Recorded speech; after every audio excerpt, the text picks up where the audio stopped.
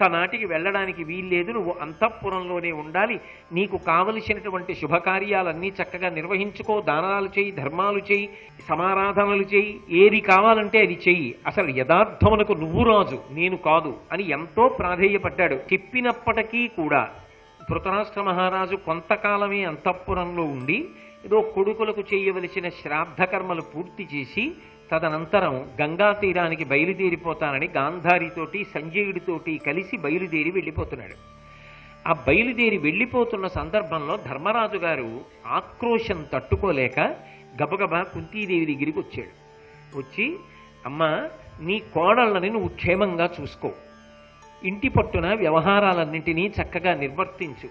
పెద్దనాన్న మహానుభావుడు, అంధుడు, తపస్సు చేసుకోవడానికి అరణ్యానికి వెళ్ళిపోతున్నాడు. ఆయన యొక్క యోగక్షేమములను అరణ్యములో ఎవరు చూస్తారు? అందుకనమ్మా నేను అరణ్యానికి పెద్దనాన్నగారితో వెళ్ళిపోతున్నాను, నువ్వు నీ కోడళ్ళను తీసుకుని వెనక్కి తిరిగి అంతఃపురానికి వెళ్ళిపో అన్నాడు. ఇక్కడి వరకు కుంతీదేవి ఏమీ మాట్లాడలేదు. ఆవిడ అప్పటి వరకు ఎప్పుడూ నేను అరణ్యానికి వెడతానన్న ప్రస్తావన ఆవిడ తేలేదు. నేను తపస్సు చేసుకోవడానికి వెడతానన్న ప్రసక్తి తేలా. కానీ అకస్మాత్తు నిర్ణయం అంటారే, నిర్ణయం చేయడం వేరు, సమర్థించుకోవడం వేరు, అనుష్ఠించడం వేరు. అవంత తేలిక. ఇలా చేసి అలా మార్చుకోవడం చాలా తేలిక. కానీ ఆమె వెంటనే ఒక మాట అంది. ఆ కుంతీదేవి ధర్మరాజుతో మాట్లాడుతూ, అనుటయు గొంతి అక్కురుకులాగ్రణికిట్లను నీవు తొడగా ననమునకేగు చెందుట జనస్తవనీయ చరిత్రుడి విభుండనుమతి చేయునే, అడుగుమా పని యుడుగుమా పని ఈ యమ అత్తనాకు ఈ మనుజ విభుండు మామ గరిమంబుగ వీరల గొల్చిపోయెదన్. ధర్మరాజా, నువ్వు ఆయనతో వెడతానంటున్నావు కదా సేవ చేయడానికి, నువ్వు సేవ చెయ్యడానికి ఆయనతో వెళ్ళడానికి ఆయన నిన్ను అనుమతించాలి కదా. ఆయన నిన్ను అనుమతించడానికి నువ్వేమైనా ఖాళీగా అంతఃపురంలో కూర్చున్న ఒక కొడుకువా? ఇప్పుడు రాజ్య పరిపాలన చేస్తున్నవాడివి, సింహాసనం మీద ఉన్నవాడివి, పట్టాభిషేకం చేసుకున్నవాడివి, జనుల యొక్క యోగక్షేమాన్ని చూస్తూ లోకలో ధర్మాన్ని నిలబెట్టవలసినటువంటి వాడివి. అటువంటి వాడివి తండ్రి సేవ చేయడానికి వెళ్ళిపోతానంటున్నావే ధృతరాష్ట్ర మహారాజుతోటి. అనుటయ గొంతి యక్కురకులాగ్రణికిట్లను నీవు తోడగాననమునకేగు చెందుట జనస్తవనీయ చరిత్రుడి విభుండ అనుమతి చేయునే. ధృతరాష్ట్రుడు అంగీకరిస్తాడా నువ్వు వచ్చేస్తానంటే? ఆయన అనుమతిస్తే కదా నువ్వు వెళ్ళడం. నువ్వెలా వెడతావు? నువ్వు వెళ్ళడం కుదరదు. అది ఆయన అంగీకరించడు వెళ్ళడానికి. ఎవరు వెళ్ళాలో తెలుసా? యుడుగు మా పని, అక్కడతో ఆగు, అలా వెళ్ళడం నా పని, నేను వెళ్ళిపోతాను. అయ్యమ ఎత్త నాకు, ఆ గాంధారి నాకు అత్తగారితో సమానం. ఎందుకంటే బావగారి భార్య కదూ, నాకు అత్తగారు ఎలాగో అలా సేవిస్తాను, ఆయన నాకు బావగారు కదూ, మామగారిని ఎలా సేవించాలో అలా సేవిస్తాను. ఒక మరదలుగా కాదు, ఒక కోడలుగా ప్రవర్తిస్తాను. తమ్ముడు కొడుకు ఒక్కలాంటి వాళ్లేగా, అందుకని నేను కోడల్నై వాళ్ళని అత్తమామల్ని సేవించినట్టు సేవిస్తాను. అయ్యమ ఎత్త నాకు. ఏమి ధర్మాత్మురాలండి మహాతల్లి. ఈ మనుజ విభుండు మామ, ఈ ధృతరాష్ట్ర మహారాజు ఉన్నాడే, ఈయన నాకు మామగారు, బావగారు కాదు. ఒక మామగారిని కోడలు ఎంత ప్రేమగా చూస్తుందో అంత ప్రేమగా చూస్తా. ఈ గాంధారీదేవిని ఒక అత్తగారిని కోడలు ఎంత ప్రేమగా చూడాలో అంత ప్రేమగా చూస్తా. గరిమంబుగ వీరల పొల్చిపోయేదన్. నేను వీళ్ళని అనుగమించి వీళ్ళకి సేవ చేస్తూ అరణ్యంలో ఉంటాను. కాబట్టి నువ్వు నాతో రావక్కర్లేదు, నువ్వు వెళ్ళక్కర్లేదు, నేను మాత్రమే చెయ్యగలను. ఎందుకంది ఈ మాట? ఎందుకు తీసుకుంది అకస్మాత్తుగా నిర్ణయం అంటే, ఆమె అంతఃపురంలో తిరుగుతుంటే ధర్మరాజు గారన్న మాటలు జ్ఞాపకానికి వస్తాయి ఆవిడికి. కొంగున మూటగట్టి నిప్పు దాచావే, గొప్ప రాచకార్యం చేశావే అన్నాడు, శపించాడు. ఈ మాట ఆవిడ్ని ములుకులా పొడుస్తూ ఉంటుంది. కానీ ఆమెకి పుత్ర మమకారం పోలేదు. తల్లి కదండి, ఎలా పోతుంది? ఇప్పుడు ఆమె అంతఃపురంలోనే మనసుని సరిపుచ్చుకుని ఉండిపోయింది అనుకోండి. ఆ సమయంలో కర్ణుడి మీద అంత ప్రేమ చూపించాడు, ఇంకంతకన్నా కావలసిందే ఉంది, ఆ ప్రేమలో ఏదో శాపం ఇచ్చాడు అనుకుని మనసు సరిపెట్టుకుని ఉంది. ఆయనే అలా అస్తమానం తోలనాడేవాడు కాడు, ధృతరాష్ట్రుడిని తోలనాడలేదు, ఇంకా తల్లి కుత్తిని తోలనాడతాడా? చక్కగా అంతఃపురంలో ఉండొచ్చు, సేవలు అందుకోవచ్చు, దాన ధర్మాదులు చేయవచ్చు. కానీ అంధురాలు గాంధారి, వృద్ధుడు ధృతరాష్ట్రుడు, 10,000 ఏనుగుల బలమున్నవాడు. గాంధారి చేయి పట్టుకుని తప్ప నిలబడలేక కూలబడిపోయాడు, అంత బలహీనుడైపోయాడు. ఇప్పుడు ఈయన్ని తీసుకుని ఆవిడ అరణ్యంలో ఆశ్రమాలకి వెళ్ళిపోయింది అనుకోండి. ఆయన సేవలు చేస్తూ ఉంటుంది, ఆయనకి ఏవో అవసరాలు వస్తాయి కదా, ఆయన అవసరాలు తీర్చాలి. ఎవరు తీర్చాలి? గాంధారి తీర్చాలి.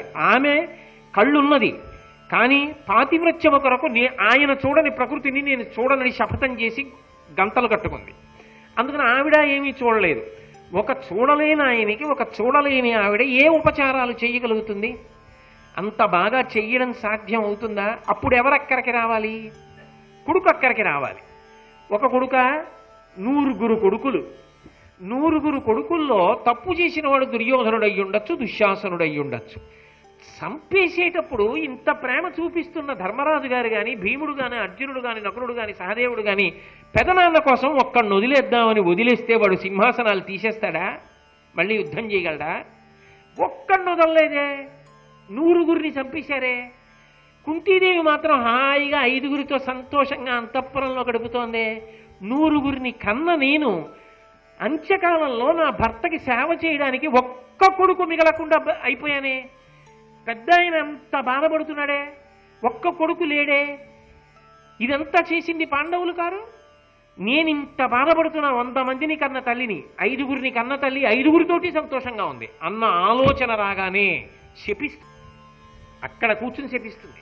గాంధారంత శక్తివంతురాలు, కృష్ణుణ్ణే శపించింది. ధర్మరాజు గారి లెక్క ఆవిడికి శాపం ఇచ్చింది అనుకోండి, ఏమైపోతాడు ధర్మరాజు? ఏమైపోతుంది ఆ వంశం? అక్కడ ఉంటుందా ఇంకా?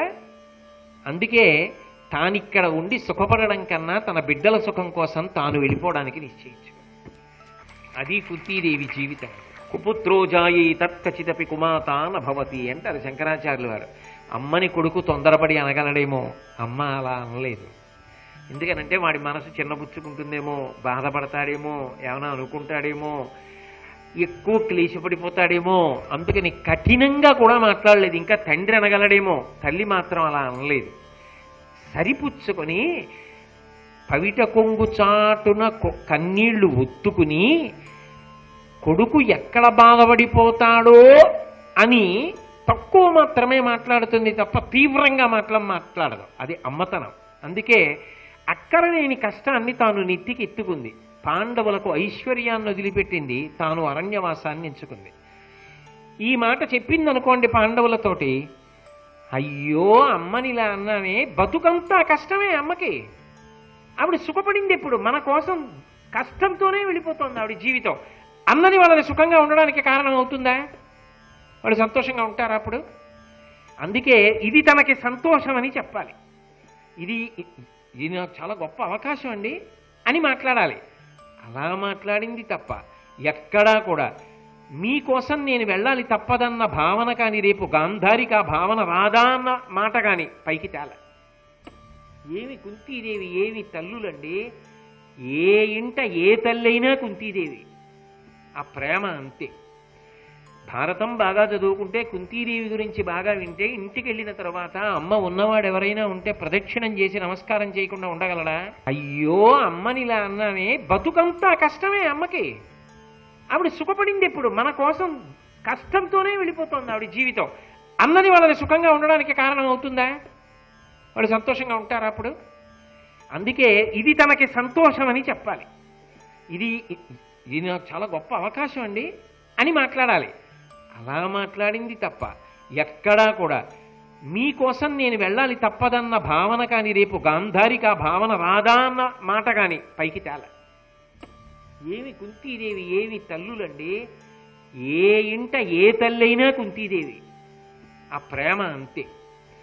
భారతం బాగా చదువుకుంటే, కుంతీదేవి గురించి బాగా వింటే, ఇంటికి వెళ్ళిన తర్వాత అమ్మ ఉన్నవాడు ఎవరైనా ఉంటే ప్రదక్షిణం చేసి నమస్కారం చేయకుండా ఉండగలడా?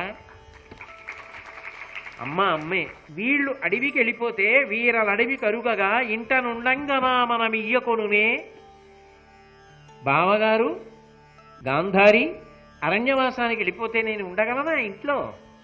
ఇది బాహ్యం. నిజంగా ఆవిడకి ప్రేమైకమూర్తి.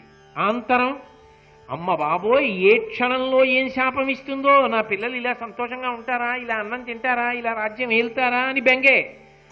అంతకన్నా నేను అక్కడికి వెళ్ళిపోతే మీరు క్షేమంగా ఉంటారని నేను బతికేస్తా, కష్టపడినా, అందుకని వెళ్ళిపోతా, నేనే అరణ్యవాసానికి వెళ్ళిపోతా. ఇది లోపలి హృదయం.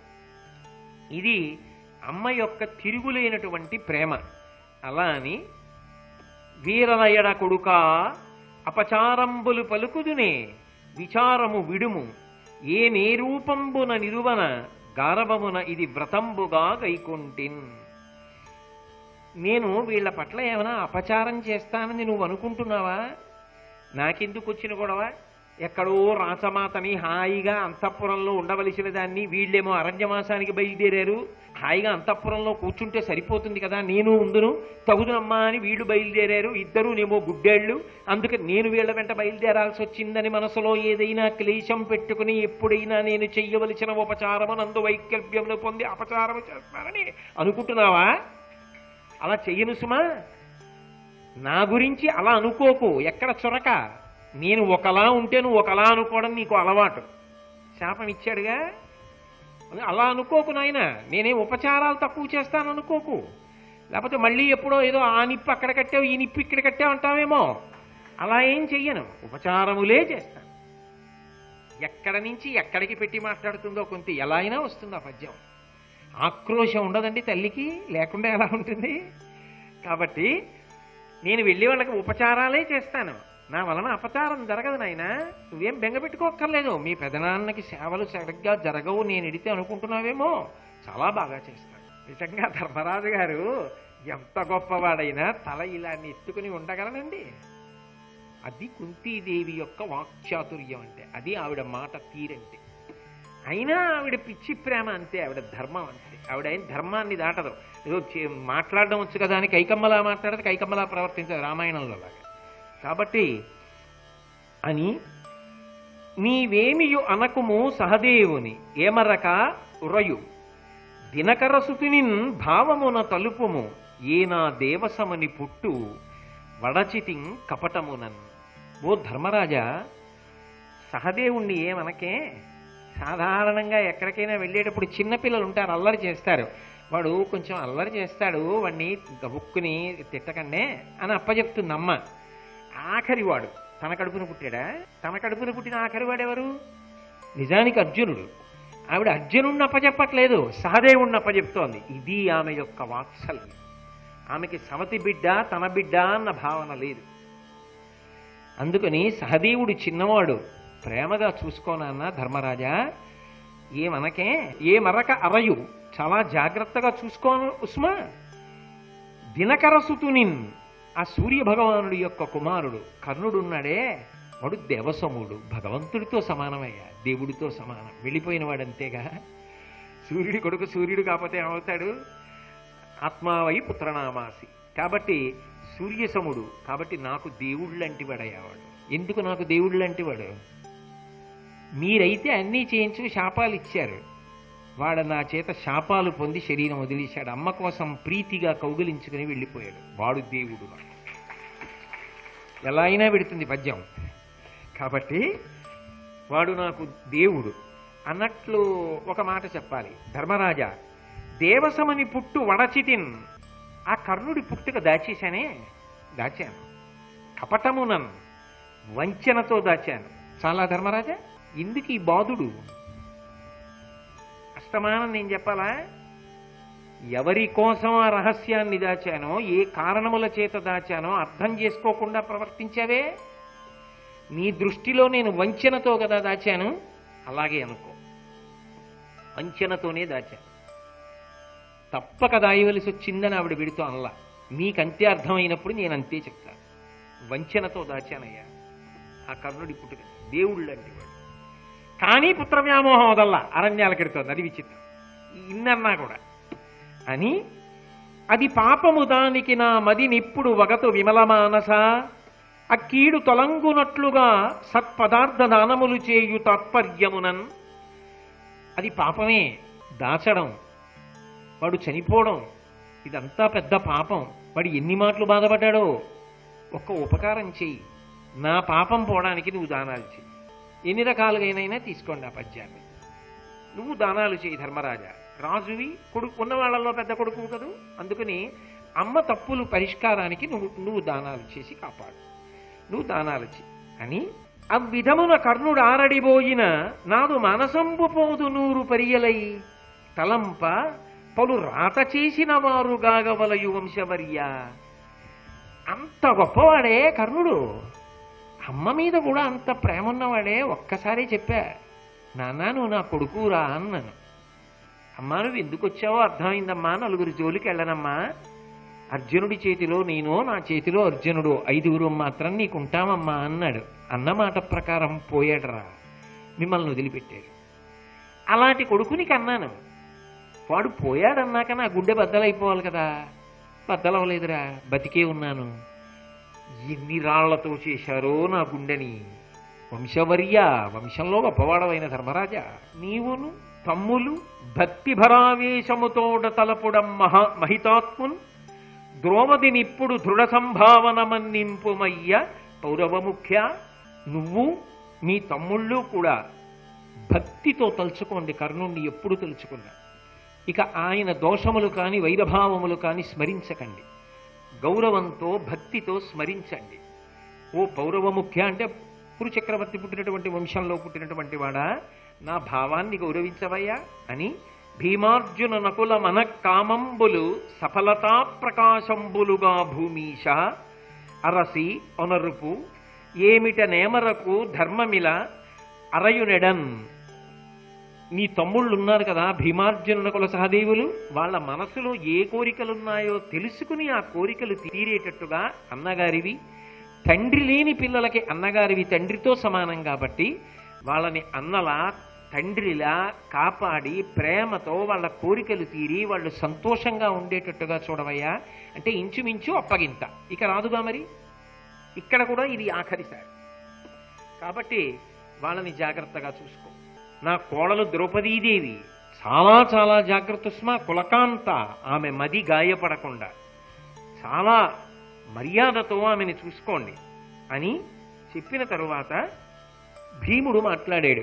భీముడు అన్నాడు కుంతీదేవి వంక తిరిగి, అయ్యమలాత్మతోడ పవనాత్మజుడిట్లను ధర్మపుత్రుని వెయ్యది యుక్త హేతువుగా ఇమ్మెయి బాసెదు నీదు పంపునన్ కయ్యము చేసి భూపతి నికాయములన్ పరిమర్చె తల్లి నీకియ్యన లక్ష్మి సూది చెరియింపక ఇప్పుడు వాయబాడియే. అమ్మా నువ్వే కదమ్మా కృష్ణ భగవానుడితో కబురు చేశావు ఉద్యోగ పర్వంలో, పౌరుష ప్రతాపాలు జ్ఞాపకానికి తెచ్చుకోండి, రగలనిది నిప్పు కాదు బొగ్గు అని గుర్తు చేశావు.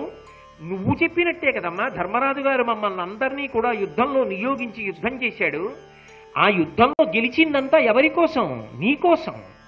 ఇప్పుడు మేము అంత కష్టపడి యుద్ధం చేసింది ఏం చెప్పావో అదే చేశాం. ఇప్పుడు మేము ఇంత లక్ష్మీ కటాక్షాన్ని తీసుకొచ్చిన తర్వాత, ఇంత సామ్రాజ్య వైభవం వచ్చిన తర్వాత, ఇంత ఐశ్వర్యం ఏర్పడిన తర్వాత ఇదంతా నీకివ్వాలనే ధర్మరాజు గారు తీసుకొచ్చాడు. నువ్వే కదా గెలిచి ఈ భోగమంతా రావాలన్నావు, నీ మాట ప్రకారమే తీసుకొచ్చాడు. ఇప్పుడు నువ్వు అంతఃపురంలో ఉండి భోగాలు అనుభవించకుండా వెళ్ళిపోతానంటావేటమ్మా? ధర్మరాజు గారిని వదిలిపెట్టి తల్లివి అలా అనొచ్చా? వద్దు, నువ్వు వెళ్ళవద్దు, నువ్వు అంతఃపురంలో ఉండమ్మా అన్నాడు. ఆవిడంది, గౌరవంబున సుకుమారత్వమున ఒప్పు ఇప్పుల్తి తలబట్టి ఇచ్చి తెచ్చి సభలోన అట్లు దుశ్శాసనుండవమాన పెట్టంగా అచ్చటి పెద్దలెల్ల పలుకకయుండ అప్పన్నంబునకు ఓర్వవలసే మీకప్పటికి అలగుతేజ నీ తేజమట్టుల నీరైపోయిన పాండు నికులము చెప్పంగ చూపలేకపోదే అభంగి పల్కితి ముకుందు తోడనేను మీరెమ్మెయి రూఢికెక్కి విలుగకోరుట కథమున తలచి దానిని నిలసుతుడు ఎత్తిపెట్టే ఏమనగగలదు. నేను ఆ రోజున కృష్ణ భగవానుడితోటి మీకు కబురు చేసిన మాట వాస్తవమే. నేను కబురు చేయడానికి కారణం, మిమ్మల్ని యుద్ధం చెయ్యమనడానికి కారణం, మీ శత్రువుల్ని పరిమార్చమని చెప్పడానికి కారణం, సామ్రాజ్యాన్ని సాధించి పట్టాభిషేకం చేసుకోండి అని చెప్పడానికి కారణం ఇదిగో ఈ ద్రౌపది కులకాంత. ఇటువంటి స్త్రీని, మీ భార్యని నిండు సభలోకి తీసుకెళ్లి ఒలువలు ఉచ్చి అవమానించారే, మీరు యుద్ధం చేయకపోతే ఆవిడ ఎప్పటికి జుట్టు ముడి వేసుకుంటుంది. నా కోడలిని దృష్టిలో పెట్టుకుని మీరు పౌరుష పరాక్రమాల్ని ప్రదర్శించవలసిన సమయం ఆసన్నమైందని మీకు నేను కబురు చేసిన మాట వాస్తవమే. పైగా మీరు పాండురాజకుమారులు, మీరు శౌర్య ప్రకటనం చెయ్యాలి, చేసి సామ్రాజ్యాన్ని సంపాదించాలి. అది మీ స్వధర్మం. మీ స్వధర్మాన్ని మీకు జ్ఞాపకం చేశాను. అంతేకాని ఈ ఐశ్వర్యాన్నంతా తీసుకొచ్చి నాకు ఇమ్మని నేను అడిగానా? ఈ ఐశ్వర్యం అంతా నాకు పట్టుకొచ్చి ఇవ్వండి, నేను దాన ధర్మాలు చేసుకోవాలని మిమ్మల్ని కోరానా? నేను ఒకందుకు కృష్ణుడితో కబురు చేస్తే భీముడు అది అడ్డుపెట్టి నన్ను గొప్పగా ఎత్తి పొడుస్తున్నాడే. నీకోసం యుద్ధం చేసి తెచ్చారు, నువ్వు అనుభవించాలి కదా, వెళ్ళిపోతానంటావేమిటంటున్నాడే. నా కోసమా తెమ్మన్నాను? నేను అనుభవించడానికా ఇమ్మన్నాను? నేను భోగాలు పొందడానికా ఇక్కడ కూర్చోవడం కోసమా మిమ్మల్ని రాజ్యాలు తెమ్మన్నది, యుద్ధాలు చేయమన్నది? అందుకు కాదుగా. ముకుందుడు సాక్షి కదా. నేను చెప్పింది మీ గౌరవం కోసం కదా, మీ పౌరుష పరాక్రమాల కోసం కదా. నేనేదో భోగం అనుభవిద్దాం అనుకున్నట్టుగా మాట్లాడుతున్నారే. నేనా భోగం అనుభవించాలనుకున్నది? నిజంగా నేను భోగం అనుభవించాలనుకుంటే మీరే సామ్రాజ్యం తేవాలా? ఆవిడ చెయ్యలేదా? ఎక్కడో శతశృంగం మీద వీళ్ళు పసివాళ్ళై పుట్టినప్పుడు ఆవిడ పుట్టింటికి వెళ్ళిపోలేదా? వీళ్ళని విడిచిపెట్టేసి ఆవిడ బ్రతకాలంటే బ్రతకలేదా? మీ యోగక్షేమాల కోసం కాదా నేను ప్రవర్తించింది? మీకు పేరు ప్రతిష్టలు రావాలని యుద్ధం చెయ్యమని చెప్పాను తప్ప మీరు యుద్ధం చేసి పట్టుకొచ్చిన ఐశ్వర్యాన్నంతటిని నేను అనుభవిస్తానని చెప్పానా? దాన ధర్మాలు చేస్తానని చెప్పానా? ఏమిటి ఎత్తి పొడిచి మాట్లాడుతున్నావు? ఏం మాట్లాడుతున్నావు? ఎవరితో మాట్లాడుతున్నావు? తెలిసి మాట్లాడుతున్నావా? మీకోసం చేయమన్నానా, నా కోసం చేయమన్నానా యుద్ధం? మీ భార్య జుత్తు విరబోసుకు తిరుగుతుంటే మీకు సంతోషమా? మీ భార్య కోసం చేయమన్నాను. నా కోసం చేశాను యుద్ధం అని చెప్తా ఏమిటి? మర్యాదతో ప్రవర్తించు అని అన్యాపదేశంగా ఈ మాట అనకపోయినా చూపుడు వేలు చూపించినంత పనిచేసింది. ఇంత భీముడు, ఇంత ధర్మరాజు, ఇంత అర్జునునకుల సహదేవులు ఒక్క మాట రాక నిలబడిపోయారు. అమ్మ మహాప్రేమైకమూర్తి. అమ్మ సాధారణంగా పిల్లల్ని నేను దెబ్బలాడదు. కానీ అమ్మకి చాలా కోపం ఎప్పుడు వచ్చేస్తుందంటే నాన్నగారి జోలికి వెళ్ళిన. ఇప్పుడు వాళ్ళు అన్యాపదేశంగా వెళ్ళినది తండ్రి జోలికే. పాండురాజపుత్రులు కనుక పౌరుష ప్రతాపాలతో పాండురాజ గౌరవం నిలబడాలి, వంశ గౌరవం, కోడల గౌరవం నిలబడాలని చెప్పింది. ఈవిడికేదో ఐశ్వర్యం కోసం యుద్ధం చేశామంటాడేమిటి భీముడు? ఇంట్లో ఉండమని చెప్పడానికి అదే మార్గం. అమ్మా నువ్వు వెళ్ళిపోవద్దమ్మా, ఉండమ్మా అని చెప్పడానికి అదే మాట్లాడే తీరు. కడిగేయవలసి వస్తే, కాల్చేయవలసి వస్తే, విరిచేయవలసి వస్తే నిర్భయంగా పిల్లల్ని నిలబెట్టి కడిగేసినట్టుగా కడిగేసిందంతే. వంశగౌరవం దగ్గరికి వచ్చేటప్పటికీ, మామగారి దగ్గరికి వచ్చేటప్పటికీ, భర్త దగ్గరికి వచ్చేటప్పటికీ పిల్లలు గీత దాటితే తల్లి సహించదు. అప్పటి వరకు ఊరుకుంటుందేమో. ఏం మాట్లాడుతున్నావు మీ నాన్నగారి గురించి? ఊరుకుంటున్నానని మాట్లాడుతున్నావా? ఏం తెలిసని మాట్లాడుతున్నావు అని ఎలా చెలరేగి మాట్లాడుతుందో కుంతి అలా మాట్లాడి నిస్తేజులై నిలబడిపోయారు. కానీ ఆమెకి లోపల ఒక బాధ కదూ. ఎందుకని? ఆఖరి మాట, ఆఖరి చూపు. ఏమో వాళ్ళు వస్తే, లేకపోతే ఇది చివరిసారి చూద్దాం. వెళ్ళిపోతోంది కదా. ఇంకా ఈ పసికూనల్ని కదూ పెంచి ఇంత పెద్ద చేసింది. వీళ్ళేదో సంతోషంగా ఉండవలసిన సమయంలో వీళ్ళ మనసు బాధ పెట్టి నేను వెళ్ళాను అన్న చింత ఎందుకు? నేను అన్న మాటకి భీముడు బాధపడ్డాడేమో, నేను అన్న మాటకి ధర్మరాజు గారు బాధపడ్డాడేమో అని మళ్ళీ నేను అక్కడికి వెళ్ళి కూడా బాధపడ్డం ఎందుకు అని వెంటనే తన మనసు వెన్నపోసయి అంది, నామది ఉండు లేదు విను నవ్వితి నీతనితోడ నీదు లక్ష్మీ మహిమన్ మనం బలరచేసితి నుత్తమ దానముల్ జనస్తోమనుతంబుగా నడవజూచితి జన్నముగనులార ఇంకేమి కొరంత నాకుడుగా ఎట్లును బోధు అరణ్య వృత్తికిన్ అని ఆమె అంది. నా కొడుకే కదూ భీముడు, అందుకని వాడితో ఏదో సరదాగా నవ్వుతూ అన్నానంతే. అంతేకాని నిజంగా ఒరే నాన్న ఇవన్నీ ఏం మనసులో పెట్టేసుకుని అమ్మ ఏదో గట్టిగా మాట్లాడింది అనుకో కుసుమా. ఎంత బేలతనమో, ఎంత ప్రేమో, ఆ తల్లి మనసు ఎలా ఉంటుందో అని పెద్ద మనసులో పెట్టుకోకు నాన్న. నీతో కాకపోతే ఎవరితో నవ్వుతూ మాట్లాడతానరా, అందుకు నవ్వుతూ మాట్లాడానంతే. అందుకని నేను నవ్వితి ఈతనితోడా ఏదో నవ్వుతూ మాట్లాడానంతే, అంతకన్నా ఇంకేం లేదు. మీరందరూ తీసుకొచ్చిన ఐశ్వర్యం చాలా దాన ధర్మాలు చేశాను కదరా. అశ్వమేధ యాగం చేసినప్పుడు, మీరు పీటల మీద కూర్చున్నప్పుడు, మీరు యాగం చేసినప్పుడు, మీరు అవబృధ స్నానం చేసినప్పుడు చూసి అక్షతలు వేసి ఆశీర్వదించానుగా. ఇంకా ఏం చూడాలి? చాలు కొడుకుల ప్రయోజకత్వం ఏమిటో చూశాను. లోపలి మాట, పై మాట చాలే. మీరు తెచ్చినవే నేను దానాలు చేసుకున్నాను. మీరు యాగం చేస్తుంటే చూసి సంతోషించారు. ఇంకింతకన్నా చూడ్డానికి ఏముంటుంది? ఈ భావన ఏ తల్లికి రాకుండా కొడుకులు ప్రవర్తించుకునేదరుగాక అని ఆమె అంది. కాబట్టి ఇంకా నాకు మనసులో ఏ కొరత లేదు. ఇది పిల్లలు సంతోషంగా ఉండడానికి అంటున్నమాట. నేను ఇంకా ఉండి ఎన్ని దాన ధర్మాలు చేయాలి? ఇంకా ఉండి మీరు ఎన్ని చూడాలి? వద్దులే, చాలు, చాలా సంతోషంగా ఉన్నా, నాకు మనసులో కొరత ఏం లేదు, మీరేమీ బెంగపెట్టుకోక్కర్లేదు, మీరు నాతో ఏం చేయిద్దాం అనుకున్నారో అవన్నీ చేసేసాను, కాబట్టి ఇక నేను ఎట్లును పోదు అరణ్య వృత్తికి, అరణ్యాలకి బయలుదేరుతాను అన్నా. వాళ్ళ మనస్సులో మనం ఎటు మాట్లాడినా అమ్మ దోషం పట్టుకుంటోంది అని ఎక్కడైనా బెరుకుతనం ఉండిపోయి అమ్మ దగ్గర ఎంత వీరాధివీరులైనా అమ్మ దగ్గరికి వచ్చేటప్పటికీ పిల్లలతనం కదండి, చేతులు కట్టుకుని అలా నించుండిపోయి మనసులో కుమిలిపోతూ ఉండిపోతారేమో, కోడళ్ళందరూ ఏడుస్తున్నారని. రాజ్యఫలము కామింప పుత్ర సమగ్ర తపమునకు ఫలమైన ఉత్తమగతి ప్రసిద్ధి కోరుదు, అది కల్గజేత కిట్టి తోడు మరి నాకు కలుగునే దురిత దూర. శ్రీ ఉమామహేశ్వర పరబ్రహ్మార్పణమస్తు. స్వస్తి.